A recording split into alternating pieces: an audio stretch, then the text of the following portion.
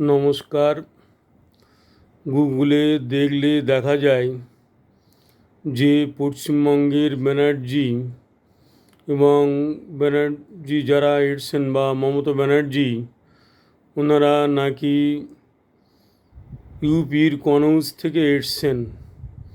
তাহলে ওনারা যদি পুরোপুরি যদি কনৌজ থেকে আসেন, তাহলে ওনারা পশ্চিমবঙ্গের বহিরাগত।